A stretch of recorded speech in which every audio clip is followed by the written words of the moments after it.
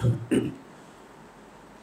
اللہ الرحمن الرحیم الحمد للہ رب العالمین والصلاة والسلام علی اشرف الانبیاء والمرسلین وعلی آلہ واصحابہ اجمعین اما بعد اعوذ باللہ من الشیطان الرجیم بسم اللہ الرحمن الرحیم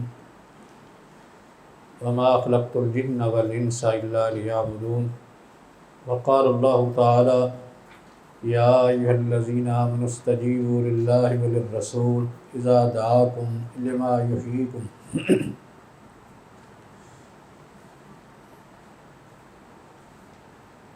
اس سے قبل ہم نے مقاصد کی تقسیم کا بیان کیا ہے۔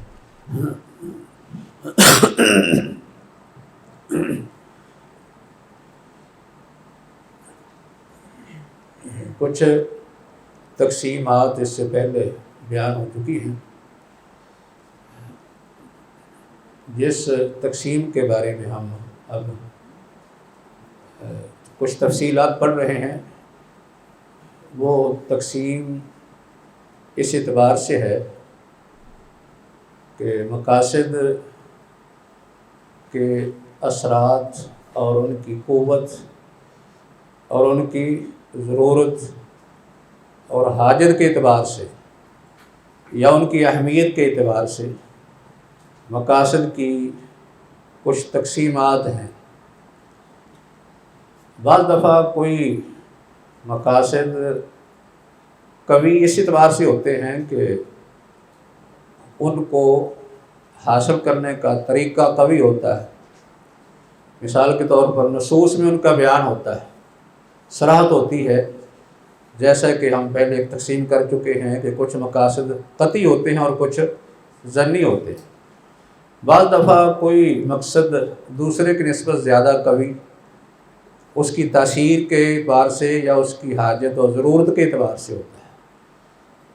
اس لیے یہ جو ہم تقسیم پڑھ رہے ہیں یہ یعنی مقاصد کی تقسیم مقاصد کی قوت کے اعتبار سے یا کہہ لیں کہ مقاصد کی تاثیر ان کی ضرورت اہمیت کے اعتبار سے ہے۔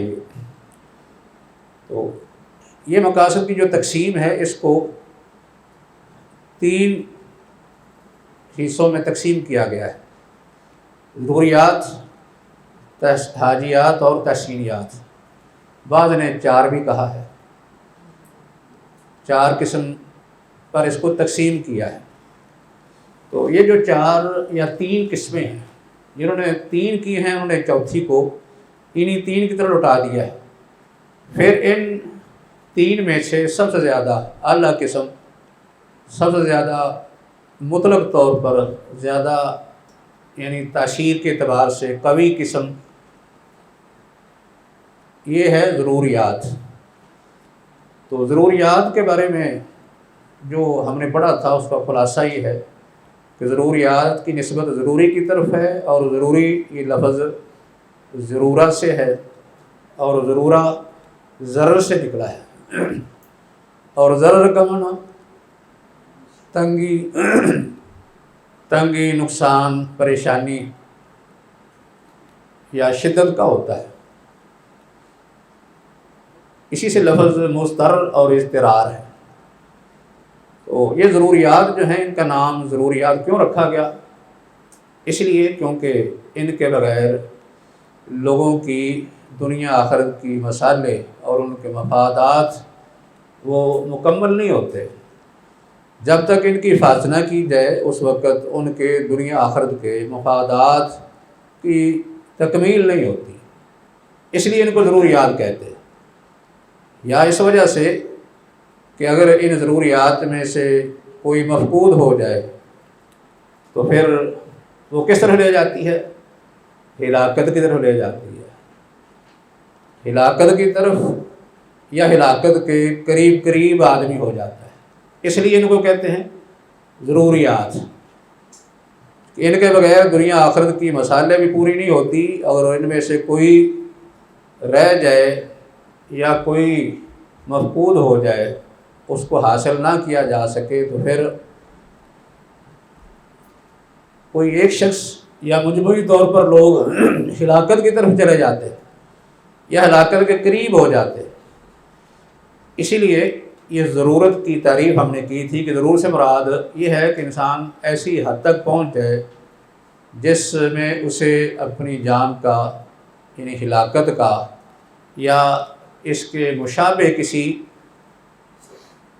چیز کا ڈر ہو، یعنی ہلاکت سے ملتی جلتی کوئی چیز۔ ہلاکت میں انسان کی جان آ جاتی ہے کہ اس کو اپنی جان کا خطرہ ہو۔ جان کا خطرہ ہے جیسے صحرا میں کوئی آدمی سفر کر رہا ہے، بھوکا پیاسا مر رہا ہو، تو یہ صورت ایسے اضطرار کی ہے جس میں جان کا خطرہ ہے۔ بعض دفعہ جان کا خطرہ نہیں ہوتا، صرف یعنی کسی عضو کے تلف ہونے کا خطرہ ہوتا ہے، عضو کا نقصان ہو جائے گا۔ جیسے کسی کو خطرہ ہو کہ اس کوئی آنکھ، کان، ناک یا کوئی اور عضو ضائع ہو جائے گا، تو یہ بھی صورت کس کی ہے؟ ایک ضرورت کی ہے۔ جیسے کسی آدمی نے آنکھ کا آپریشن کروایا ہو، ڈاکٹر کہہ دے کہ تو نے سجدہ نہیں کرنا، اگر سجدہ کیا تو تیری آنکھ ضائع ہو جائے گی، تو یہ ایک ضرورت بن گئی نا۔ اس میں ہلاکت کا خطرہ تو نہیں ہے، لیکن ہلاکت کے قریب آدمی پہنچ گیا کہ آنکھ ضائع ہوگی، اس لیے اسے یہ اجازت تو ہوگی کہ وہ سجدے کے بغیر نماز پڑھ لے، یعنی سجدہ نہ کرے۔ ایسے اور بھی کوئی عضو ہو سکتا ہے جس عضو کو حرکت دینے سے اس کا عضو ضائع ہونے کا یا اس بیماری بڑھنے کا خطرہ ہے، تو اس کو پھر شرعی طور پر رعایت مل جاتی ہے کہ وہ جو فرض اس نے اس عضو سے ادا کرنا تھا وہ اس سے ساقط ہو جائے گا۔ تو یہ کیا ہے؟ ضرورت ایک، یعنی ضرورت ایک ہے جس میں جان کا خطرہ ہوتا ہے یا پھر کسی عضو کے تلف ہونے کا خطرہ ہوتا ہے، یا پھر اس کے مشابہ چیزیں یہ ہوتی ہیں کہ کسی کو اپنی عزت کے ضائع ہونے کا خطرہ ہو، مال کے ضائع ہونے کا ڈر ہو۔ یہ چیزیں اس سے ملتی جلتی ہیں، اس کے ساتھ یعنی وہ ملحق ہیں۔ عزت اور مال کا خطرہ ہو تو یہ چیز بھی ضروریات میں آتی ہے،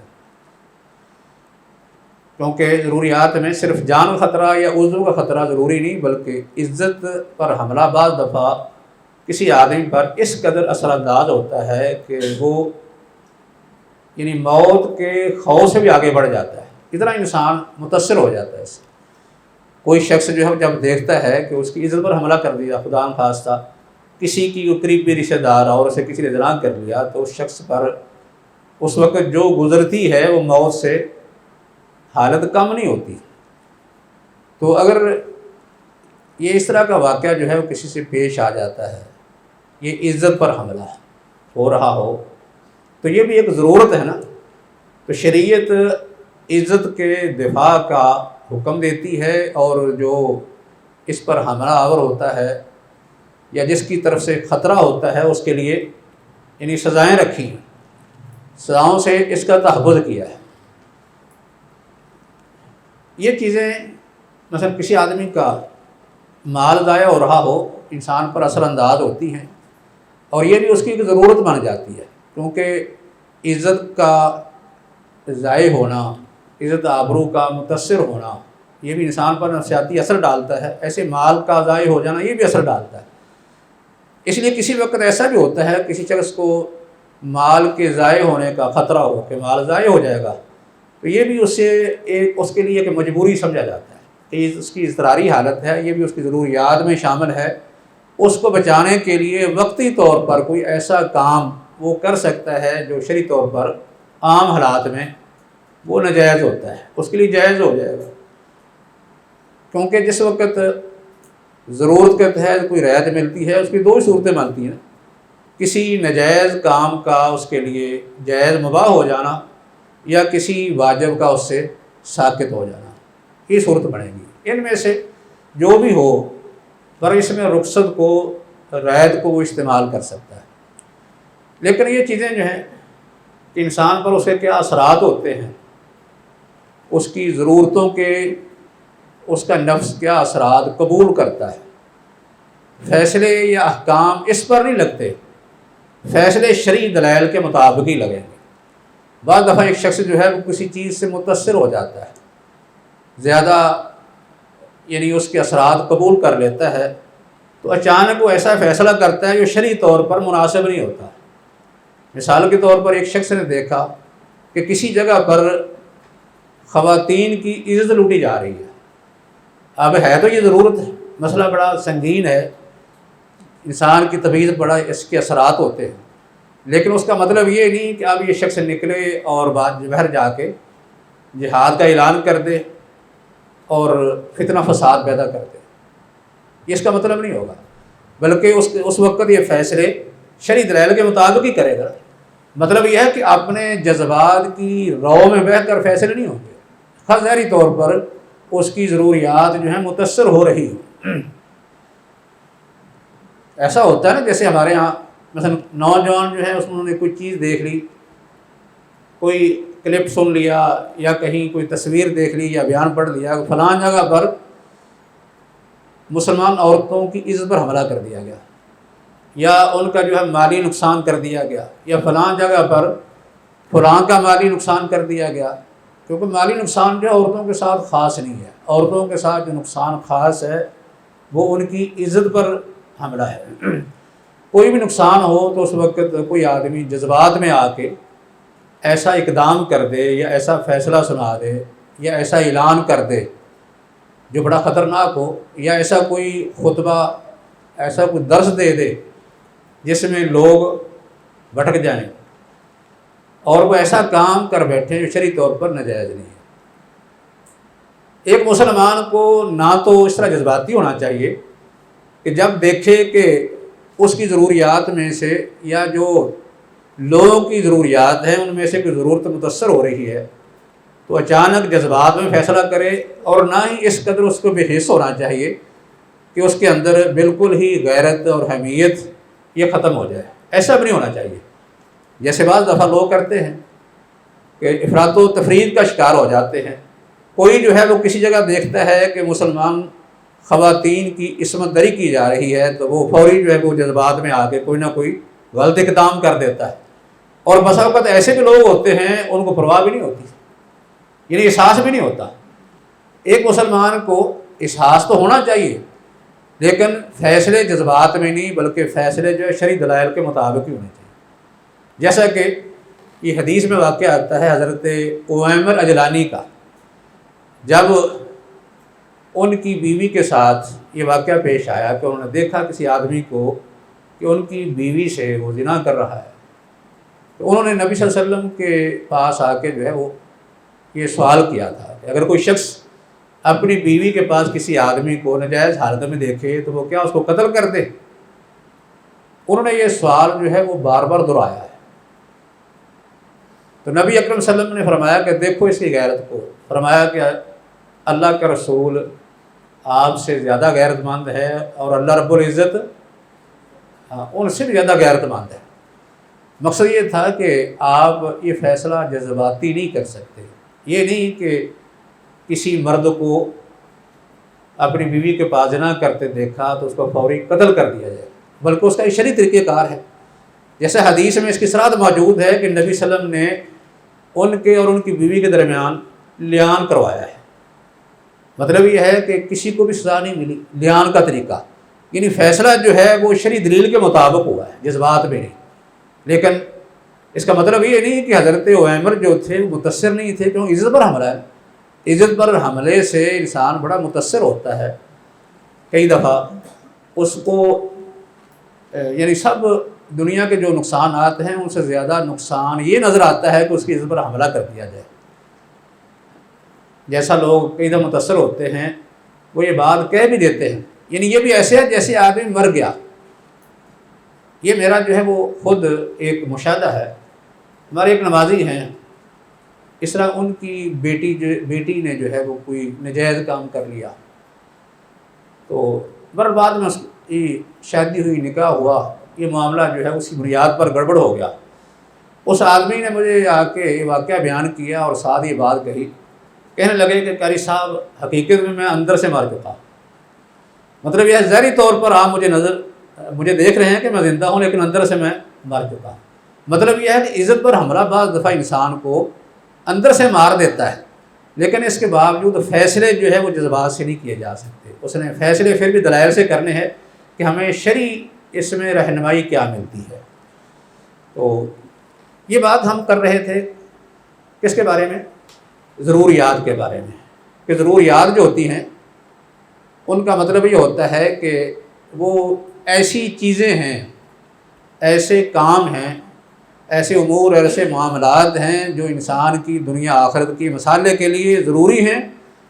ان کے بغیر دنیا آخرت کا نظام قائم نہیں رہ سکتا، اور نہ ہی ان کی عدم موجودگی میں انسان تباہی اور ہلاکت سے بچ سکتا ہے۔ یعنی ان میں سے کسی کا اگر فقدان ہو گیا تو وہ ہلاکت تباہی میں چلا جائے گا، اس قدر ان کی اہمیت ہے۔ شریعت نے اسی وجہ سے ان چیزوں کا بڑا اہتمام کیا انسان کی ضروریات کا۔ ابن تیمیہ نے اس کی اہمیت بیان کی ہے کہ اللہ رب العزت نے ہمیں شریعت دی ہے، دوسرے الفاظ میں یہ ہے کہ نبی صلی اللہ علیہ وسلم کو رسول بنا کے بھیجا ہے، رسالت دی ہے۔ انہوں نے کہا کہ یہ رسالت کی ہر آدمی کو بڑی ضرورت ہے، اس کے بغیر دنیا میں وہ رہ نہیں سکتا، دنیا کا نظام قائم نہیں ہو سکتا۔ یہ رسالت جو ہے کیونکہ اس میں اس کے لیے اس کی دنیا اور آخرت دونوں کا فائدہ ہے، دونوں کے مفادات ہیں۔ اگر رسالت نہ ہو تو دونوں ہی مفادات متاثر ہو جائیں، دنیا کے بھی اور آخرت میں، کیونکہ شریعت نے دونوں کا اہتمام کیا ہے۔ انہوں نے اس کی مثال دی ہے، کہنے لگے کہ جس طرح کہ یہ حدیث ہے صحیح مسلم میں کہ نبی صلی اللہ علیہ وسلم نے فرمایا کہ اللہ تعالیٰ فرماتے ہیں، قدسی حدیث ہے، اس میں یہ ہے کہ انی حرمت ظلم علی نفسہ وجعلتہ بینکم محرما، کہ میں نے اپنے اوپر ظلم کو حرام کر دیا ہے اور تمہارے درمیان میں اس کو حرام قرار دے دیا ہے۔ اس کے بعد ہے کہ فاستہدونی فاہدکم، پھر یہ فاستطعمونی فاطعمکم، آگے فاستکسونی فاکسکم، آخر میں ہے کہ فاستغفرونی فاغفر لکم، کہ اللہ تعالیٰ نے یہاں فرمایا کہ میں نے ظلم اپنے اوپر اور تم پر بھی حرام کر دیا ہے۔ اس میں عدل کے واجب ہونے کا اعلان کر دیا ہے۔ اللہ خود بھی انصاف کرتا ہے اور تم پر بھی اس نے عدل و انصاف کو واجب اور ضروری قرار دے دیا ہے، اور اس کے ساتھ یہ بات بھی بیان کر دی، کہا کہ اللہ رب العزت نے تمہیں ساری نعمتیں دی ہیں، تمہارے لیے سارے بندوبست کر دیے ہیں، جتنی بھی نعمتیں دے دی ہیں، اس کے باوجود تم اپنی دنیا آخرت کے مفادات خود معلوم نہیں کر سکتے۔ جب تک اللہ رب العزت خود تمہاری رہنمائی نہ کر دے تمہیں یہ معلوم نہیں ہو سکتا کس چیز میں ہمارا فائدہ ہے اور کس میں ہمارا نقصان ہے، خود معلوم نہیں کر سکتے۔ اس لیے اللہ نے کیا کہا ہے؟ اللہ نے فرمایا کہ تم مجھ سے طلب کرو، دعا کرو، مانگو، میں تمہاری رہنمائی کرتا۔ پہلی بات کیا کہی کہ تم مجھ سے کیا کرو؟ ہدایت مانگو، مجھ سے ہدایت مانگو، میں تمہیں ہدایت دوں گا۔ پھر بعد میں کہا کہ مجھ سے کھانا مانگو، میں تمہیں کھانا دوں گا، مجھ سے لباس مانگو، میں تمہیں لباس دوں گا۔ آخر میں کیا کہا کہ مجھ سے بخشش مانگو، میں تمہیں معاف کر دوں گا۔ اللہ رب العزت نے یہاں یہ کہا کہ تم اپنی مصلحتوں کو، اپنی منفعتوں کو، دنیا آخرت کے مفادات کو تم صحیح طرح معلوم نہیں کر سکتے، اس لیے مجھ سے مانگو، میں تمہیں بتاتا ہوں۔ اس میں پہلی بات جو ہے وہ ہدایت کے متعلق ہے کہ مجھ سے ہدایت مانگو، میں تمہیں ہدایت دوں گا۔ اب ہدایت کا فائدہ انسان کو کہاں ملتا ہے؟ ہدایت کا تعلق ویسے تو آخرت سے ہے۔ اگر کوئی آدمی ہدایت پر آ جاتا ہے، سیدھے راستے پر آ جاتا ہے، اللہ کی ہدایت اسے مل جاتی ہے اور وہ قبول کر لیتا ہے، تو اس کا تعلق جو ہے وہ آخرت کے مفادات سے ہے۔ ایسے ہی ان شریعت نے دونوں چیزوں کا لحاظ رکھا ہے۔ ایک اس طرح کے ایسے کام کرنے کے لیے کہا کہ جس سے انسان کی مصالحیں وجود میں آتی ہیں، اور ساتھ ہی ایسے کاموں سے روک دیا یا ایسے کام کرنے کا حکم دے دیا جن سے ان مصالحے کو نقصان پہنچتا ہے. جیسے ہم کہتے ہیں نا جلب المنافع و دفع المضرہ، کہ جلب منافع کے لیے بھی کچھ احکام دے دیے ہیں اور کچھ دفع المضرہ کے لیے دے دیے. یہاں جلب المنفعت کے لیے کیا حکم دیا کہ مجھ سے ہدایت طلب کرو، میں تمہیں ہدایت دوں گا.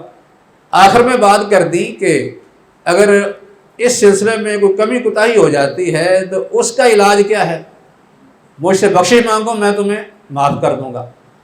اللہ رب العزت نے اس میں جن مسالے کا لحاظ رکھا ہے ان کا تعلق کس سے ہے؟ آخرت کی مسالے سے ہے، جن کا تعلق انسان کے ان اعمال سے ہے، جن کا تعلق آخرت سے ہے، یا ان اعمال سے ہے جن کا تعلق انسان کے دل سے ہے. اور درمیان میں دو اور چیزیں ذکر کر دی کہ تم مجھ سے کھانا مانگو میں تمہیں کھانا دوں گا، لباس مانگو تو میں تمہیں لباس دوں گا. اس کا تعلق کس سے ہے؟ یہ دو چیزیں وہ ہیں جن کا تعلق انسان کی دنیا کی مسالے سے ہے. یہ دنیا کی ضرورتیں ہیں، کھانا پینا انسان کی یہ بھی ضرورت ہے. کھانے پینے سے کس چیز کی حفاظت ہوتی ہے؟ انسان کے نفس کی حفاظت ہے، اس کی جان کی حفاظت ہے، اس کے جسم کی حفاظت ہے، اس کی عقل کی بھی حفاظت ہے. اور ساتھ لباس کا ذکر کر دیا. لباس میں کس کی حفاظت ہے؟ لباس میں جسم کی حفاظت بھی ہے، اور لباس میں جو ہے وہ دفع المضرہ بھی ہے. دفع المضرہ ہے نا کہ اگر کسی آدمی کا جسم ننگا ہو تو اسے نقصان ہوتا ہے، گرمی نقصان کرتی ہے، کبھی سردی نقصان کرتی ہے، تو لباس اس نقصان کو دور کر دیتا ہے. اس سے معلوم ہوتا ہے کہ یہاں دو چیزیں ایسی ذکر کر دی جن کا تعلق دنیا کے مسالے سے تھا. ایک میں جلب المنفع ہے اور دوسری میں دفع المضرہ ہے. جبکہ دو چیزیں ایسی ذکر کر دی جن کا تعلق انسان کی آخرت کی مسالے میں سے، ان میں سے ایک پہلی جو ہے اس کا تعلق جلب المنفعت سے ہے اور استغفار کا تعلق یہ دفع المضرہ سے. تو اس کا خلاصہ اصل یہ یعنی انہوں نے بیان کیا ہے کہ یہ جو ضروریات ہیں شریعت نے ان کا بڑا اہتمام کیا ہے، ان کی بڑی اہمیت ہے. یہ بنیادی ضروریات کے بغیر انسان کی دنیا آخرت کے مسائل قائم نہیں رہ سکتی. اور اس کے بعد جو بات ہم نے ذکر کی تھی کچھ شروع میں مکمل تو نہیں کی تھی، وہ یہ تھی کہ ضروریات تو ہیں لیکن کیا یہ ساری ضروریات برابر ہیں درجے میں؟ سب ضروریات کا درجہ برابر نہیں ہے، بلکہ ان کے درمیان بھی درجات ہیں، ان کے مراتب ہیں، ان کی درجہ بندی، ان کی کیٹاگری ہے. کوئی ضرورت دوسرے سے مقدم ہے. اصل میں یہ اس لیے بات کی جاتی ہے کہ بعض دفعہ انسان کے سامنے کئی ضروریات اکٹھی ہو جاتی ہیں، ٹکراؤ ہو جاتا ہے. اس وقت وہ کس ضرورت کو اہمیت دے؟ اس کو اہمیت دیے گا نا جو زیادہ مقدم ہے، جو زیادہ اعلیٰ ہے، جو زیادہ تاثیر رکھتی ہے، جو زیادہ قیمتی ہے، جس سے زیادہ نقصان ہوتا ہے، اس کو اہمیت دے گا. اس لیے ان کی ترتیب بیان کی جاتی ہے. ترتیب میں کچھ لوگوں نے یہ ذکر کیا، اگرچہ کوئی خاص قائل نہیں ذکر کیا، جیسے عامدی نے ذکر کیا کہ ایک عقلی اور اصولی احتمال ہے. کوئی کہہ سکتا ہے کہ جان جو ہے وہ دین پر مقدم ہے، دین کی حفاظت پر جان مقدم ہے، اس لیے کیونکہ جان بچانے کے لیے آدمی کلمہ کفر کہہ سکتا ہے کہ جان کا تحفظ دین کے تحفظ پر مقدم ہے. یہ بات نکل سکتی ہے. یہ انہوں نے ایک بات بطور اعتراض کر دی، لیکن اعتراض کس نے کیا ہے؟ قائل کا کوئی ذکر نہیں کیا. ابن حاجب نے بھی احتمال ذکر کر دیا کہ بعض لوگوں نے اس طرح بھی کہا یا کہا گیا ہے کہ دین پر باقی چار مقدم ہیں. اور بعد میں کچھ اصولی آئے، انہوں نے کہا کہ ہاں یہ بھی ایک قول ہے. بعد میں آنے والوں نے کہا کہ ہاں یہ اچھا قول ہے، یہ بھی ایسا ہے. جیسا کہ یہ نجات اللہ صدیقی نے اشارہ کیا ہے، کہتے ہیں کہ ابن تیمیہ نے دین کو سب سے بعد میں رکھا ہے اور باقی چار ضروریات کو انہوں نے مقدم کر دیا ہے. لیکن یہ ایسی بات ہے جیسا قائل کوئی نہیں. امام ابن تیمیہ نے یہ ترتیب کوئی نہیں رکھی. امام ابن تیمیہ نے بلکہ یہ کہا ہے کہ یہ چار انسان کی ضروریات ہیں اور ان میں سے سب سے اہم ضرورت وہ کون سی ہے؟ وہ دین ہے. اگر دین نہیں تو کچھ بھی نہیں. اگر انسان کا دین ضائع ہو گیا تو اس کا مطلب یہ ہے کہ اس کی آخرت بھی ضائع ہوگی، یعنی دین کے بغیر اس کی آخرت بھی ضائع ہو جاتی ہے۔ اگر دین کی مسلوں کا لحاظ نہیں رکھا جاتا، دینی مفادات سامنے نہیں رکھے جاتے، ان کو مقدم نہیں کیا جاتا، تو پھر دنیا کے مفادات بھی حاصل نہیں ہو سکتے، یعنی دین کے بغیر دنیا بھی نہیں ہے۔ انہوں نے کہا کہ اس لیے کیونکہ یہ دین ہمیں کیا کرتا ہے، دین ہمیں بتاتا ہے کہ کس چیز میں تمہارا فائدہ ہے، کس میں نقصان ہے، ہماری رہنمائی کرتا ہے، نفع نقصان بتاتا ہے۔ لیکن نفع نقصان کس اعتبار سے؟ صرف دنیا کے اعتبار سے نہیں، صرف اس طرح نہیں کہ ہم دنیا کے لحاظ سے دیکھ لیں کہ یہ چیز میرے لیے نقصان دہ ہے اور یہ چیز میرے لیے فائدہ مند ہے۔ وہ کہتے ہیں یہ فرق تو حیوان بھی کر لیتے ہیں، حیوان فرق کرتے ہیں، حیوان کو پتہ چل جاتا ہے کہ یہ چارہ ہے اور یہ مٹی ہے، مٹی نہیں کھاتا، چارہ کھاتا ہے۔ حیوان کو پتہ چل جاتا ہے کہ ایک طرف ایک آدمی ایک ہاتھ میں چارہ لے کے کھڑا ہو، ایک ہاتھ میں ڈنڈا لے کے کھڑا ہو، کس کی طرف جائے گا؟ چارے والے کی طرف جائے گا، ڈنڈے والے کی طرف نہیں جائے گا۔ اس کا مطلب یہ ہے کہ یہ نفع نقصان جو ہے وہ دنیا کا کچھ نہ کچھ حیوان بھی جانتا ہے، لیکن اللہ رب العزت نے شریعت کے ذریعے سے، دین کے ذریعے سے جو ہمیں نفع نقصان بتایا ہے وہ کون سا ہے؟ وہ آخرت کے اعتبار سے ہے۔ لیکن اس کا مطلب یہ نہیں کہ آخرت کا نفع نقصان بتا دیا تو دنیا کا جو ہے وہ چھوڑ دیا ہے۔ جب ہم آخرت کے نفع نقصان کا فرق کر لیں گے، امتیاز کر لیں گے، اور نقصان کو دور کرنے کے لیے اور آخرت کے فائدے کو حاصل کرنے کی کوشش کریں گے، دنیا کے مفادات اس کے اندر خود ہی آ جائیں گے، کیونکہ دین جو ہے یہ سب سے پہلے ضروری ہے، مقدم ہے۔ انہوں نے جو ہے اس کی اہمیت بیان کی ہے کہ یہ ہمیں یعنی نفع نقصان اس طرح بتاتا ہے کہ یہ بتاتا ہے کون سا کام تمہارے لیے مفید ہے۔ عام طور پر چیزیں نا ایسے حیوان فرق کرتے ہیں، وہ چیزوں کے درمیان فرق کرتے ہیں، یہ چیز میرے لیے نقصان دہ ہے، یہ چیز میرے لیے نقصان دہ ہے، لیکن حیوان یہ فرق نہیں کرتا کہ کون سا عمل میرے لیے نقصان دہ ہے۔ تو دین ہمیں کیا کہتا ہے؟ دین ہمیں یہ کہتا ہے کہ یہ عمل تمہارے لیے فائدہ مند ہے اور یہ عمل تمہارے لیے نقصان دہ ہے۔ یہ اعمال کا نفع نقصان بیان کرتا ہے۔ تو جب ہم اعمال کا نفع نقصان جو معلوم کر لیں گے تو پھر ہمیں آخرت کے فوائد بھی حاصل ہوں گے اور دنیا کے بھی ہوں گے۔ اس لیے انہوں نے یہ بات بیان کی ہے، وہ کہتے ہیں کہ دین جو ہے اتنا اہم ہے، اس کو اس لیے مقدم رکھا گیا ہے، یہ انسان کی اتنی اہم ضرورت ہے کہ اللہ رب العزت نے اس کی وجہ سے ہی دنیا کو قائم کیا ہے، اس کی وجہ سے ہی انسان کو پیدا کیا گیا ہے، اس کی وجہ سے ہی جن کو پیدا کیا گیا ہے۔ گویا کہ اللہ نے اپنی مخلوق کو کس لیے پیدا کیا؟ اسی مقصد کے حصول کے لیے، دین کے قیام کے لیے۔ وما خلقت الجن والانس الا لیعبدون کے اندر یہی بات بیان کی کہ اللہ نے جن اور انسان کو اپنی عبادت کے لیے پیدا کیا ہے۔ تو عبادت کس چیز کا نام ہے؟ عبادت جو ہے وہ دین کا حصہ ہے نا عبادت، بلکہ یہ جو عبادت ہے اس کا مفہوم بڑا وسیع ہے۔ اس لیے ہمیں دین بتاتا ہے کہ ایمان کیا ہے، توحید کیا ہے، عبادت کیا ہے، سچائی کیا ہے، عدل و انصاف کیا ہے، احسان کیا ہے، صدقہ کیا ہے، صلہ رحمی کیا ہے، کسی کے ساتھ ہمدردی کرنا یہ کیا ہے۔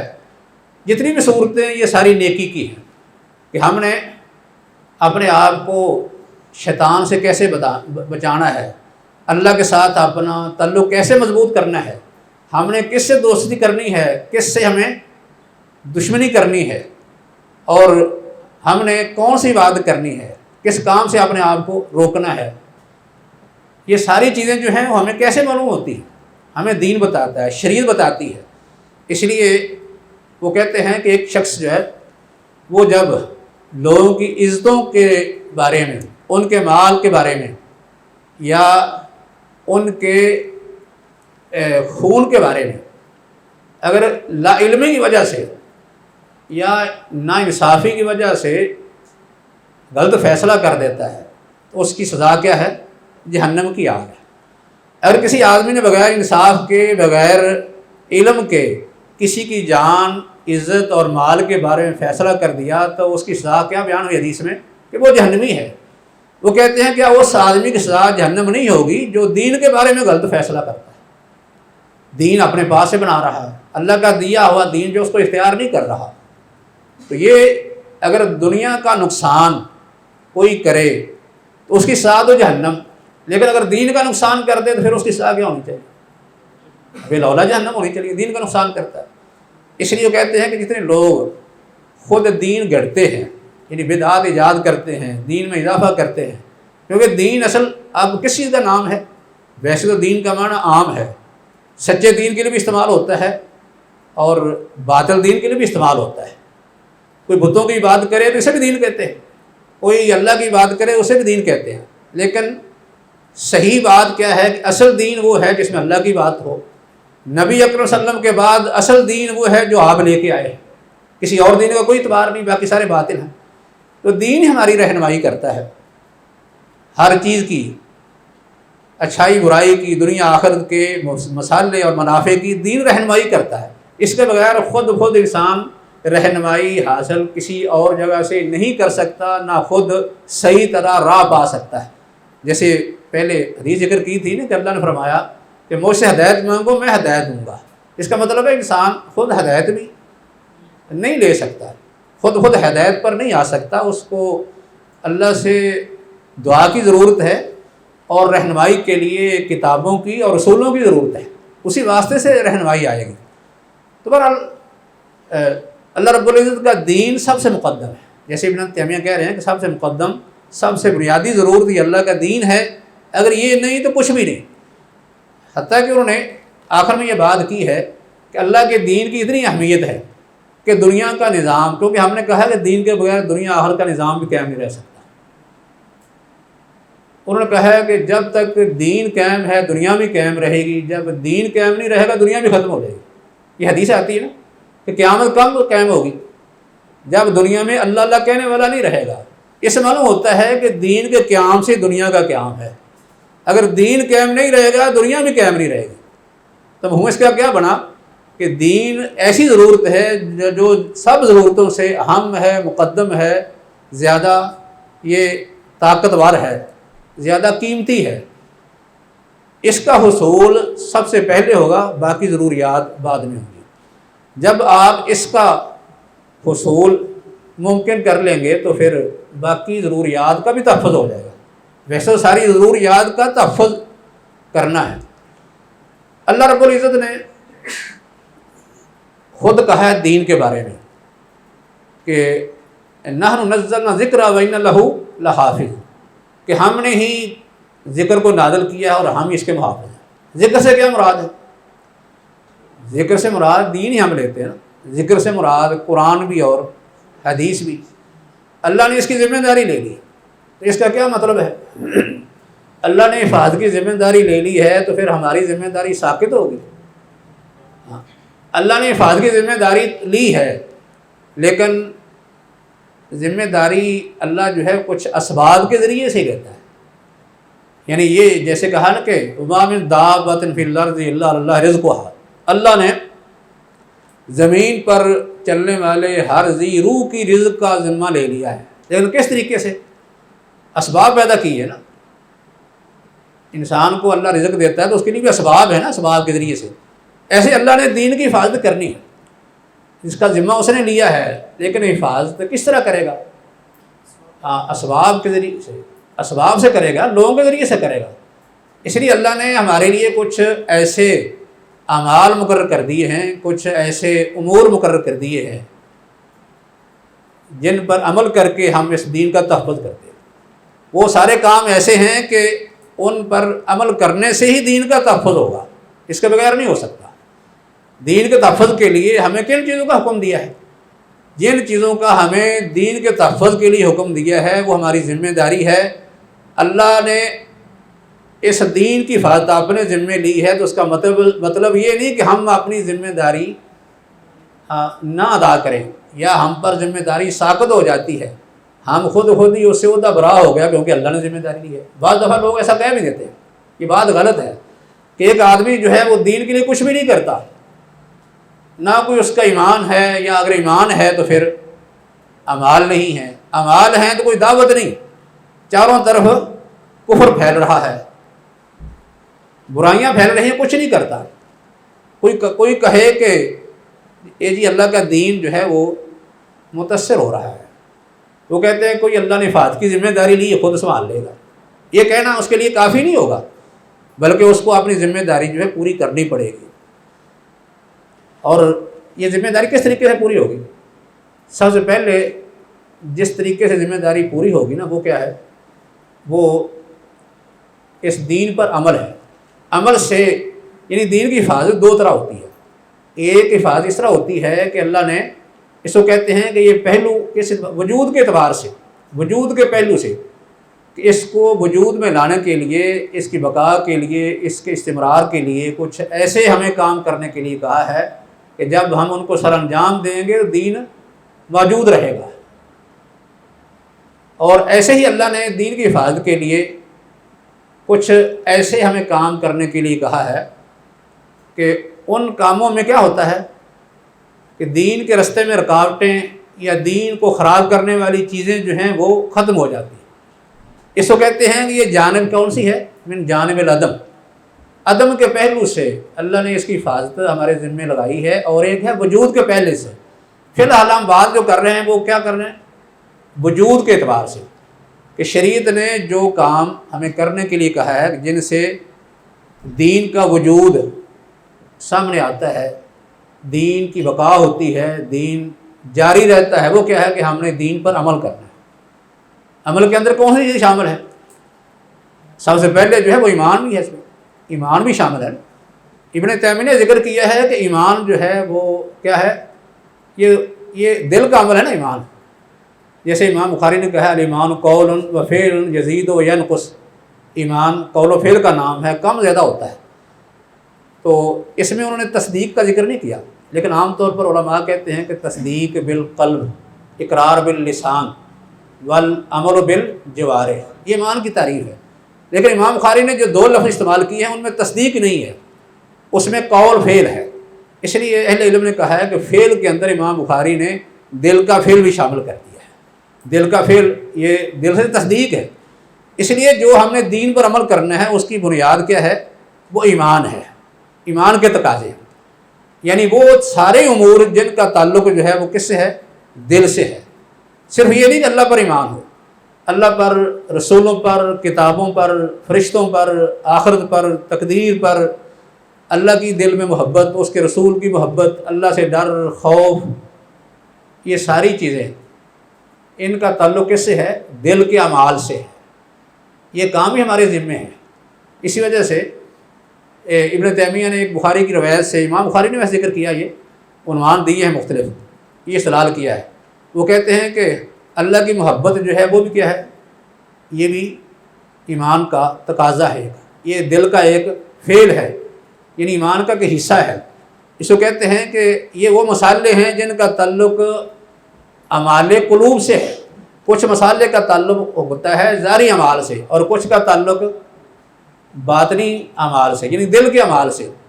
कुछ का ताल्लुक़ जो है वो आखिरत के मसाले से है, कुछ का ताल्लुक़ दुनिया के मसाले से है।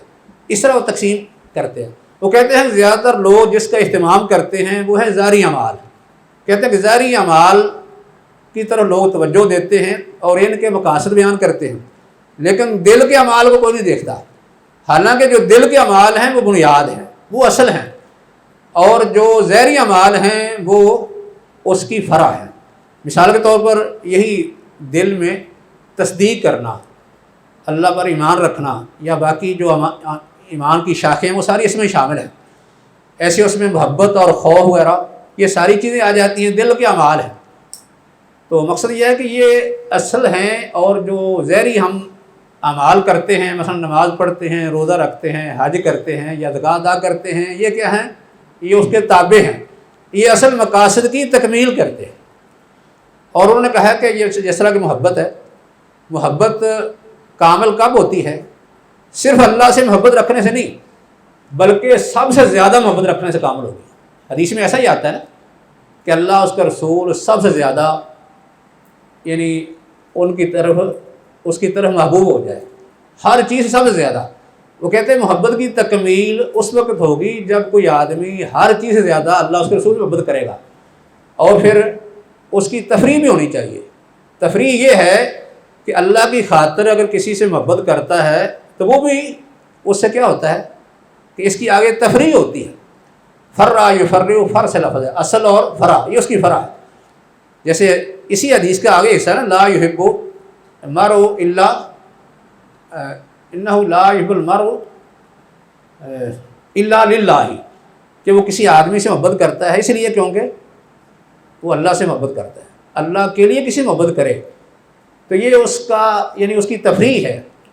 تیسری چیز یہ ہے کہ وہ اپنے آپ کو ایسی چیز سے روکے جو چیز اللہ کی محبت میں رکاوٹ ڈالتی ہے، اور وہ کیا، جیسے حدیث میں آیا نا کہ یہ شخص جو ہے وہ یعنی ثلاث من کن فیہ وجد بہن حلاوت الایمان ان یکون اللہ ورسولہ احب الیہ مما سواہما وان یحب مرء لا یحبہ الا للہ۔ آگے تیسرا کیا ہے اس کا حصہ، وَيَكْرَهُ أَن يَعُودَ الْكُفْرِ كَمَا يَكْرَهُ أَن يَعُودَ إِلَى النَّارِ۔ تیسرا حصہ یہ کہ وہ کفر کو اس طرح ناپسند کرتا ہے جس طرح کہ آگ میں جانے کو ناپسند کرتا ہے۔ اس کا مطلب یہ ہے کہ یہ حصہ ایسا ہے کہ جو چیز محبت میں رکاوٹ بنتی ہے نا اس کو یہ دور کرتا ہے۔ یعنی ایک آدمی نے اللہ سے محبت کرنی سب سے زیادہ، پھر کسی سے محبت کی تو اللہ کے لیے کی، اس کے بعد جو چیز اللہ اس کے رسول کی محبت یا اہل ایمان کی محبت میں رکاوٹ ڈال سکتی تھی اس کو بھی وہ ختم کر دے۔ وہ کیا ہے بھائی، یعنی اپنے آپ کو کفر اور اعمال کفر سے بچائے، اس سے اگر بچا رہے گا تو پھر اس کی محبت کامل رہے گی۔ تو ان کا اصل اشارہ اس طرف ہے کہ یہ جو دل کے اعمال ہیں یہ کیا ہیں، یہ اصل مقاصد ہیں، باقی اعمال جو ہیں اس کی فرع ہیں، یہ اصل ایمان کی تکمیل کرتے ہیں۔ اور یہ بات کوئی انوکھی نہیں لگتی بلکہ ایمان کے اندر ہی آتی ہے۔ جیسے ہم کہتے ہیں کہ ایمان کیا ہے، اصل وہ ہے تصدیق بالقلب اور اقرار باللسان اور عمل بالجوارح۔ یہ کیا ہے، یہ دو چیزیں ایسی ہیں کہ ان کے بغیر ایمان کا وجود نہیں ہوتا۔ تصدیق نہیں تو وجود نہیں ہے، اگر اقرار باللسان نہیں تو پھر بھی ایمان کا وجود نہیں، لیکن اگر عمل بالجوارح نہیں ہے تو پھر ایمان کا وجود تو ہے لیکن ناقص ہے، تکمیل نہیں۔ اس سے جو ہے وہ ایمان کی آگے تکمیل ہوگی۔ تو اس لیے وہ یعنی امام ابن تیمیہ کا کہنے کا مقصد یہ تھا کہ جو ظاہری اعمال ہیں وہ تو اصل ایمان کی تکمیل کے لیے ہے۔ تو یہ ساری باتیں کیوں کہی گئی، اس لیے کہ ایمان کی حفاظت یہ جو بنیادی ضرورت ہے اس کے لیے ہمیں کیا کرنا ضروری ہے، عمل کرنا ضروری ہے۔ اور عمل میں ایمان بھی شامل ہے، اعمال بھی شامل ہیں، ظاہری اعمال بھی شامل ہیں، دل کے اعمال بھی شامل ہیں۔ یہ دین کی حفاظت کے لیے یعنی ہم نے جو ایمان کے تقاضے ہیں وہ سارے پورے کرنے ہیں، اعمال کر کے ہم نے اپنے ایمان کی تصدیق کرنی ہے، اپنے ایمان کا ہم نے اس طریقے سے اظہار کرنا ہے۔ تو اس کے ساتھ ایک بات یہ بھی ہے کہ دین کی جو حفاظت ہے یہ جن چیزوں سے ہوتی ہے ان میں ہم نے عمل کہا ہے، لیکن عمل کس طریقے سے ہونا چاہیے؟ عمل کے اندر شرط یہ ہے، جیسے یہ کہا جاتا ہے نا، ایک تو اخلاص اللہ کے لیے ہوگا تو پھر دین کی حفاظت ہوگی۔ اگر کسی آدمی نے کوئی کام ریاکاری کے لیے کیا تو دین کی حفاظت نہیں ہوگی، بلکہ وہ دین کو گرا رہا ہے، اس کے اندر کمی کر رہا ہے، نقصان کر رہا ہے اس کا۔ اگر کسی آدمی نے کوئی عمل کیا تو عمل اس کا دین کے مطابق ہونا چاہیے، جس کو ہم کہتے ہیں نبی علیہ وسلم کی سنت کے مطابق۔ اگر کسی نے ظاہری طور پر دین کا نام لے کے کوئی کام کیا لیکن وہ سنت کے مطابق نہیں ہے تو یہ شخص دین کی حفاظت کرنے والا نہیں بلکہ دین کو وہ نقصان پہنچانے والا ہے۔ جیسے ہمارے ہاں بے شمار بدعات ہم دیکھتے رہتے، گنی نہیں جا سکتی بدعات۔ یہ ساری کی ساری بدعات جو ہیں وہ دین کے نام سے ہیں نا۔ ظاہری طور پر وہ لوگ سمجھتے ہیں کہ ہم ان عبادات کو اپنا کر یا سر انجام دے کر دین کی حفاظت کر رہے ہیں، لیکن عملی طور پر کیا ہوتا ہے کہ دین کا نقصان کر رہے ہیں، دین کو وہ بگاڑ رہے ہوتے ہیں۔ اس لیے اس میں شرط یہ ہے کہ وہ اخلاص بھی ہو، کیونکہ اخلاص کے بغیر بھی اس کا کوئی فائدہ نہیں، لیکن صرف اخلاص بھی کافی نہیں، وہ کام سنت کے مطابق بھی ہونا چاہیے، جس کو کہتے ہیں کہ آپ کام جو ہے وہ شرعی کریں لیکن شرعی طریقے کے مطابق ہی کریں، غیر شرعی طریقے کے مطابق کیا ہوا وہ عمل دین کی حفاظت کا ذریعہ نہیں بنے گا، بلکہ اس میں دین کا نقصان ہوگا۔ تو اس میں خیر یہ بدعات بھی آ جاتی ہے، بدعات یا کوئی کام جو ہے وہ دینی طریقے سے، شرعی طریقے سے یا مصنوع طریقے سے ہٹ کے کرے گا تو حقیقت میں وہ دین پر عمل نہیں ہے، اس میں دین کا تحفظ نہیں ہے۔ آج کل جو ہے وہ ایسے کام بھی کافی چل رہے ہیں، ایسے بدعات تو خیر آپ سارے جانتے ہیں، وہ بھی بے شمار ہیں کہ دین سے لوگ سمجھتے ہیں، دین جو بدعات ہیں لوگ سمجھتے ہیں کہ اس سے ہم دین پر عمل پیرا ہے، دین کی گویا کہ حفاظت کر رہے ہیں، لیکن حقیقت میں وہ دین کو بگاڑ رہے ہوتے ہیں، کیونکہ اصل جو ہے وہ دین ایسے ایسے آہستہ ختم ہو رہا ہے بدعات کی وجہ سے۔ بعض دفعہ اعمال بھی ایسے ہوتے ہیں کہ جن کی وجہ سے دین کو نقصان ہوتا ہے، جیسے آج کل جو ہے وہ لوگ بعض کام دین کے نام پہ کرتے ہیں، یہ آپ نے دیکھا بھی ہوگا، خاص کر اسکولوں میں، کالجوں میں دین کے نام پر کام ہو رہا ہوتا ہے، لڑکیاں کر رہی ہوتی ہیں۔ وہ کیسے کرتی ہیں لڑکیاں؟ مثلا یہ ہے کہ ایک تو لباس نہیں ہے صحیح طرح، ویسے آ کے نعت پڑھ رہی ہیں، کسی دینی مسئلے پر تقریر کر رہی ہیں۔ اب اس انداز سے آ کے تقریر کرنا یا نعتیں پڑھنا خود وہ بے پردہ ہو، یا یہ ہے کہ اس نے اگر اپنے بال ڈھانپے ہوئے ہیں اس طریقے سے ڈھانپے ہوئے ہوں کہ وہ اس کی اصل بالوں سے زیادہ پرکشش بن جائے، یا ایسا لباس پہنا ہوا ہو جو جسم سے زیادہ پرکشش بن جائے، یا ایسا لباس تنگ لباس جس طرح کہ یہ پینٹیں اور جینز وغیرہ پہن لیتی ہیں، اس طرح کی چیزیں، تو اس طرح کی چیزیں پہن کے عورت آ کے جو ہے وہ دین کا نام لینا شروع کر دے، تو کیا اس سے دین کو فائدہ ہوگا؟ یہ دین کا تحفظ ہے، دین کا ضیاع ہے۔ ویسے ایک عورت پردہ کر کے بیٹھی ہے، دوسری طرف جو اپنے دوست کے ساتھ وہ گپیں لگا رہی ہے، تو پھر کہے کہ میں دین کا تحفظ کر رہی ہوں۔ دین کا تحفظ اس طریقے سے نہیں ہوگا، اس لیے دین پر عمل اس طریقے سے ہوگا جو شریعت نے ہمارے لیے مقرر کر دیا ہے۔ دین کے طریقے سے ہٹ کر کوئی کام کرے گا، ظاہری طور پر وہ دین کے نام سے ہو، وہ حقیقت میں اللہ کے ہاں قبول نہیں، بلکہ وہ دین کا تحفظ نہیں ہوگا، نہ اس کا ذریعہ بنے گا، بلکہ اس کے لیے نقصان دہ ثابت ہوتا ہے۔ ایسے ہی جو ہے وہ اس کا جو دوسرا سبب ہے یعنی دین کے تحفظ کا، وہ کیا ہے؟ ایک تو ہم نے بیان کر دیا کہ دین کے تحفظ کے لیے کیا ہے، سب سے پہلے عمل ضروری ہے۔ عمل اس طرح ہو کہ ایک آدمی خود بھی عمل کرے، جو عمل اس کی ذمہ داری ہے نا ایک واجب عینی کے اعتبار سے وہ بھی پورا کرے، اس طرح واجب کفائی کے اعتبار سے وہ بھی پورا کرے، جو سنت ہے وہ اسی انداز سے ادا کرے، جو مستحب ہے اسی انداز سے اس کو ادا کرے، یعنی یہ طریقہ جیسے جیسے کسی حکم کی اہمیت ہے اس کے مطابق اس کو ادا کرے، اور اس طرح ادا کرے کہ ایک اس سے ماحول بنے نا، شریعت عمل کرنے کا مقصد یہی ہے نا، اس طریقے سے عمل کرے کہ باقاعدہ اس کے لیے ایک ماحول بنے دین کا۔ جیسے ایک آدمی جو ہے جس ماحول میں رہتا ہے، مثلا گھر کا ایک ماحول ہے نا، گھر میں اسے کیا کرنا چاہیے؟ گھر میں ایک آدمی جو ہے قرآن کی تلاوت کرتا ہے، جو شخص خود تلاوت کرتا ہے تو اس کو دیکھ کر اس کے اہل و عیال بھی تلاوت کریں گے، جو خود نماز پڑھتا ہے تو اس کو دیکھ کر اس کی بیوی بچے بھی نماز پڑھیں گے۔ اس لیے آپ دیکھتے ہیں نا کئی دفعہ بڑے نماز پڑھتے ہیں اور چھوٹے بچے جو شعور نہیں رکھتے وہ بھی مسلح پکڑتے ہیں، آگے کھڑے ہو جاتے ہیں، یہ نہیں پتہ ہوتا نماز ہے کیا، لیکن ویسے ہی بس ایسے حرکتیں کر رہے ہوتے ہیں سجدے پہ سجدہ۔ تو اس طرح جو ہے آہستہ آہستہ ان کی عادت بن جاتی ہے۔ تو یہ کیا ہے؟ دین کا اس طریقے سے تحفظ ہوتا ہے، دین کا استمرار۔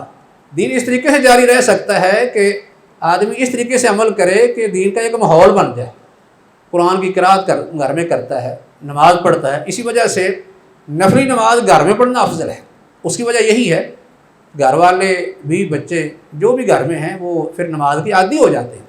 لیکن جس جگہ میں جس ماحول میں نہ قرآن کی تلاوت ہو نہ نماز ہو، وہاں دین کہاں نظر آئے گا؟ ختم ہو جائے گا۔ آج جو ہمارے ہاں اتنے گھر موجود ہیں کہ جہاں کوئی قرآن پڑھنے والا نہیں ہوتا، نہ کوئی نماز پڑھنے والا ہوتا ہے، اس لیے نہ نماز ہوتی ہے نہ قرآن کی تلاوت ہوتی ہے۔ کوئی فوت ہو جائے تو پھر اس کے اصالے ثواب کے لیے کسی کو بلا کے لے آتے ہیں، سمجھتے ہیں قرآن پڑھایا اور وہ بخشا گیا، تو اس طرح کوئی دین باقی نہیں رہتا، اس کی بقا نہیں ہے۔ ایسے جو ہے وہ گھر کے اندر ماحول مثلا اگر پردے کا ہے، باقی جو دین کے آداب ہے ان کا لحاظ رکھا جاتا ہے، تو اس میں دین کی بقا ہے، یہ دین پر عمل ہے، عمل کی یہ صورتیں ہیں ساری، کہ دین پر عمل کی صورت یہ نہیں کہ صرف آدمی قرآن کی تلاوت کرے، نماز پڑھے، باقی کام بھی دین کے مطابق ہونے چاہیے۔ مثلا ان کی عورتیں جو ہیں وہ بھی شرعی پردے میں ہوں، وہ بھی شرعی آداب کا لحاظ رکھیں، باقی ان کی خوشی غمی جو ہے وہ بھی دین کے مطابق ہو، ان کا دوسروں کے ساتھ رویہ بھی اچھا ہو، پڑوسیوں کے ساتھ، رشتہ داروں کے ساتھ، باقی لوگوں کے ساتھ، یعنی دوسرے حقوق ان کو بھی ادا کرے شرعی تقاضے کے مطابق۔ تو یہ ساری چیزیں کس میں آتی ہیں؟ دین پر عمل میں آتی ہیں۔ اگر اس طریقے سے کام کیے جائیں گے تو پھر دین کا تحفظ ہے، ورنہ اس کے بغیر دین کا تحفظ نہیں ہوگا، دین کی بقا نہیں ہوگی، استمرار نہیں رہے گا۔ دوسرا کام جو دین کی بقا کے لیے یا اس کی حفاظت کے لیے، اس کے تحفظ کے لیے کرنا ضروری ہے، جس کو کرنے کا حکم دیا گیا۔ ہم ابھی وہ کام ذکر کر رہے ہیں جن کو کرنے سے دین کی حفاظت ہوتی ہے۔ وہ کیا ہے؟ وہ یہ ہے جس کو کہتے ہیں کہ اسے چاہیے کہ شریعت کے احکام کو اپنے لیے، دوسروں کے لیے اس کو حکم بنائے۔ حکم اس کو کہتے ہیں الحکم بما انزل اللہ والتحکیم بما انزل اللہ، دونوں چیزیں ایسی ہونی چاہیے۔ قرآن نے دونوں کا ذکر کیا ہے، من لم یحکم بما انزل اللہ فاولئک هم الفاسقون یا کافرون یا ظالمون۔ من لم یحکم بما، یہاں یحکم کہا ہے اور تحکیم بھی کہا ہے نا، فلا ربک لا یؤمنون حتی یحکموک فیما شجر بینہم۔ تحکیم کا مطلب یہ ہوتا ہے کسی کو حاکم بنانا، کسی کو حاکم بنانا۔ ایک ہے کہ شریعت کے مطابق فیصلے کرنا، ایک ہے شریعت کے مطابق کسی کو حاکم بنانا۔ یہ دونوں کام شریعت کے مطابق ہونے چاہیے، پھر شریعت کا تحفظ ہے۔ انسان شریعت کو کیسے حاکم بنائے گا؟ مطلب یہ ہے کہ اپنے اوپر شریعت کو وہ حاکم بنائے، اپنے نفس پر بنائے، اپنے اہل و عیال پر بنائے، اپنے گھر پر بنائے، اپنے معاشرے میں بنائے، اور کسی کے درمیان فیصلہ کرے تو وہ کس کے مطابق کرے؟ وہ یعنی اللہ کے احکام کے مطابق کرے، اللہ کے دین کو اپنے لیے حاکم بنائے۔ یعنی تحکیم اس پر کس کی چلنی چاہیے؟ اللہ کی اور اس کے رسول کی چلنی چاہیے نا، ان کے فیصلے تسلیم کرے، خود اپنے اوپر بھی لاگو کرے، اپنے گھر والوں پر، اپنے گھرانے پر، اپنے معاشرے پر، ایسے ہی دوسرے لوگوں پر بھی۔ کوئی حاکم ہے، کوئی قاضی ہے تو دوسروں پر بھی فیصلے اسے دین سے کرنے چاہیے، پھر ہی دین کا تحفظ ہوگا۔ کیونکہ عام طور پر جب ہم بات کرتے ہیں نا الحکم بما انزل اللہ کی یا تحکیم بما انزل اللہ کی، تو ذہن میں آتا ہے اس کا تعلق تو حکام سے ہے، یا اس کا تعلق جو ہے وہ ججوں سے ہے، قاضیوں سے ہے، ہمارا اس سے کوئی تعلق نہیں بنتا۔ حالانکہ اس کا تعلق جو ہے صرف ججوں، قاضیوں، حکمرانوں سے نہیں ہے، اعلیٰ افسران سے نہیں، بلکہ ہر آدمی ان آیات کا مخاطب ہے۔ اس نے فیصلے جو ہے وہ اپنے لیے بھی کرنے ہیں، اپنے گھر والوں کے لیے بھی کرنے ہیں، اس نے دوستوں کے درمیان بھی کرنے ہیں، اس نے طالب علموں کے درمیان بھی فیصلے کرنے ہیں، بچوں کے درمیان بھی کرنے ہیں۔ اگر کوئی شخص اپنے لیے قرآن حدیث سے فیصلہ نہیں کرتا، اپنے اہل و عیال کے لیے نہیں کرتا، لوگوں کے درمیان نہیں کرتا، جیسے حدیث آتی ہے نا، دو آدمیوں کے درمیان فیصلہ کرنے والا، دو آدمیوں کے درمیان بھی فیصلہ کرنے والا جو ہے وہ بھی قیامت والے دن خواہش کرے گا کہ میں دو آدمیوں کا فیصلہ نہ کرتا۔ ان غلط فیصلے کی جو سزا وہ دیکھے گا، محسوس کرے گا، تو کہے گا کاش میں دو آدمیوں کا فیصلہ نہ کرتا۔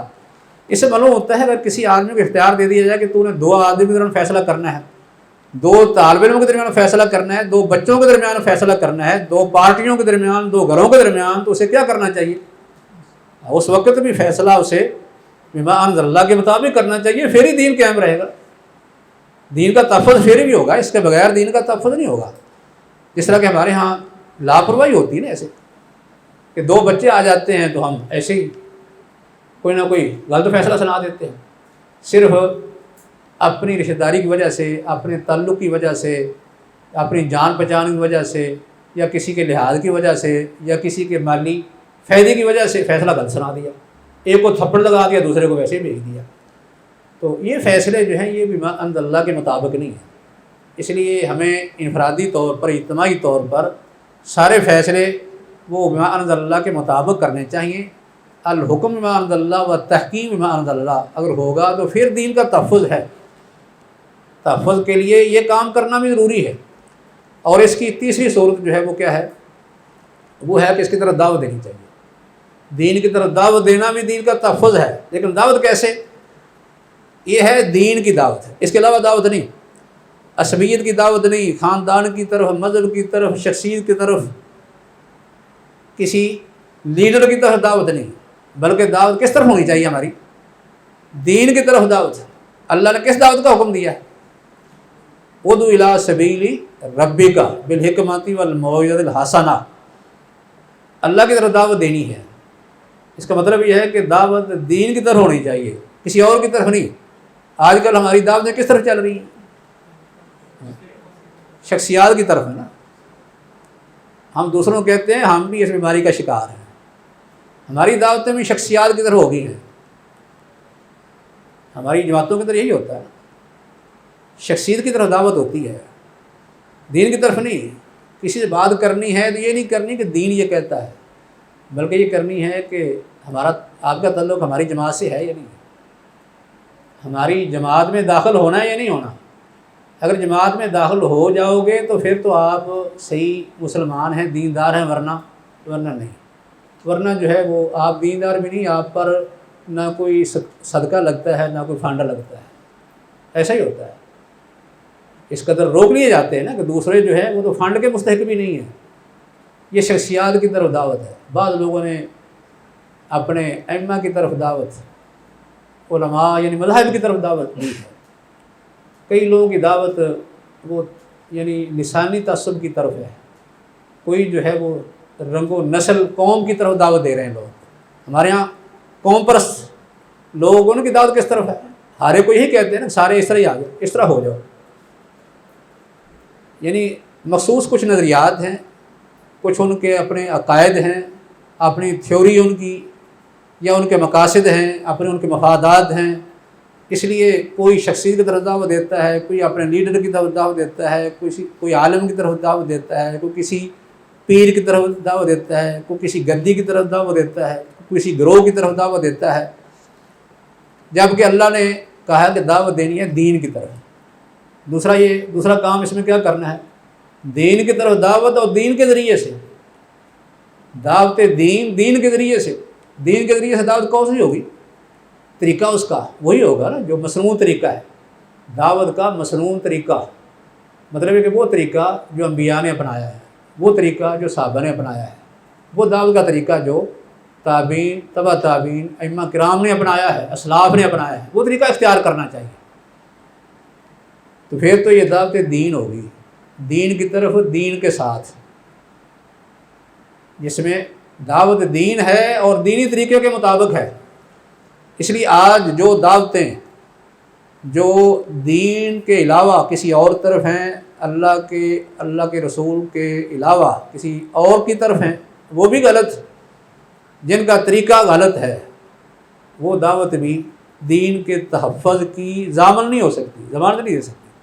دین کا تحفظ پھر ہوگا کہ اللہ کی طرف دعوت دی جائے، پھر ہی دین باقی رہے گا، صحیح باتیں ان کو بتائی جائے، اور طریقہ بھی وہی اختیار کیا جو انبیاء نے اختیار کیا۔ اس کا مطلب یہ نہیں کہ کوئی نیا طریقہ اختیار نہیں ہو سکتا، اصل میں یہ ہے کہ ایسا طریقہ کو اختیار نہیں کرنا چاہیے جو یعنی نصوص سے ٹکراتا ہو، شرعی آداب سے، شرعی احکام سے ٹکراتا ہو، ایسا طریقہ کوئی اختیار نہ کیا جائے۔ جیسے ہمارے ہاں چل رہے طریقے، آپ سنتے رہتے ہیں، کسی پر خاص تبصرہ کرنے کی ضرورت نہیں، بے شمار طریقے آج چل رہے ہیں دعوت و تبلیغ کے، غیر شرعی طریقے چل رہے ہیں۔ وہ کسی طریقے سے لوگوں کو متاثر کرتا ہے، کسی طریقے سے متاثر کرتا ہے، اصل جو طریقہ شرعی ہے وہ چھوڑ دیا گیا ہے۔ اس لیے دین کے تحفظ کے لیے دین کی دعوت اور دینی طریقے کے مطابق جو ہمارا یعنی معروف طریقہ انبیاء کا چلا آ رہا ہے، اسلاف کا جو طریقہ تھا اس کے مطابق دعوت دینی چاہیے۔ اور اس سلسلے میں چوتھی اور آخری بات یہ ہے کہ صبر یہ بھی دین کے تحفظ کے لیے ایک اہم وسیلہ ہے۔ جب آپ دعوت دیں گے، دین کو پھیلانے کی کوشش کریں گے، یعنی پہلی جو صورتیں بتائی ہیں نا ہم نے کہ دین پر عمل کریں گے یا دین کے مطابق فیصلے کریں گے یا دین کی دعوت دیں گے، تو مشکلات نہیں ہوں گی، مشکلات ہوں گی، جگہ جگہ اور مشکلات ہیں۔ ایسے آدمی کو تو لوگ چلنے نہیں دیتے، تو پھر ایسے آدمی کو کیا کرنا چاہیے؟ پھر صبر کا مظاہرہ ہے، صبر کی تلقین ہے، اور یہ صبر کوئی نئی چیز نہیں ہے، انبیاء سے بڑھ کر کسی نے صبر نہیں کیا۔ یہ حدیث آپ نے پڑھی ہے کہ سب سے زیادہ آزمائش کن لوگوں کو ہوتی ہے؟ انبیاء کو، پھر اس کے بعد جو ان کے قریب ہیں، پھر ان کے بعد جو ان کے قریب ہیں، ایسے درجہ بدرجہ ان کی آزمائش ہوتی ہے۔ اس لیے جس قدر کوئی آدمی زیادہ دین کی حفاظت کے لیے کام کرے گا، اسی قدر مشکلات بھی زیادہ ہوں گی۔ اس لیے اسے چاہیے کہ صبر کا مظاہرہ کرے، صبر کے ساتھ مشکلات کا مقابلہ کر کے دین کی حفاظت کرے، اور اس کے لیے کئی نصوص موجود ہیں۔ قرآن کی ایک چھوٹی صورت اس کے بارے میں بڑی اہم ہے، والعصر ان الانسان لفی خسر الا الذین آمنوا وعملوا الصالحات وتواصوا بالحق وتواصوا بالصبر۔ اس میں یہی چیزیں بیان ہوئی ہیں، ایمان، نیک عمل، پھر حق کی دعوت، اس کے بعد اس پر صبر۔ اس لیے صبر جو ہے یہ بڑا اہم ذریعہ ہے ایک دین کے تحفظ کے لیے، دین کی بقا اور اس کے استمرار کے لیے۔ بہرحال یہ چار چیزیں یا چار وسائل ایسے ہیں کہ جن پر عمل کر کے، جن کو اپنا کر، اختیار کر کے دین کا تحفظ ہو سکتا ہے۔ یہ اس کا ایک پہلو ہے۔ یہ پہلو کون سا ہے؟ وہ کرنے والے کام ہیں، دین کو وجود دینے والے یہ کام ہیں، دین کی بقا کے لیے یہ کام ہے، دین کے استمرار کے لیے کرنے والے کام ہیں۔ باقی وہ کام جس میں دین کے لیے رکاوٹ کھڑی ہوتی ہے، ان کو دور کرنے کے لیے کیا کچھ ہمیں ہدایات دی گئی ہیں، ان کا ذکر انشاءاللہ پھر کریں گے۔ وما توفیقی الا باللہ، علیہ توکلت و الیہ انیب۔ زندگی شعور سے، الحکمہ انٹرنیشنل۔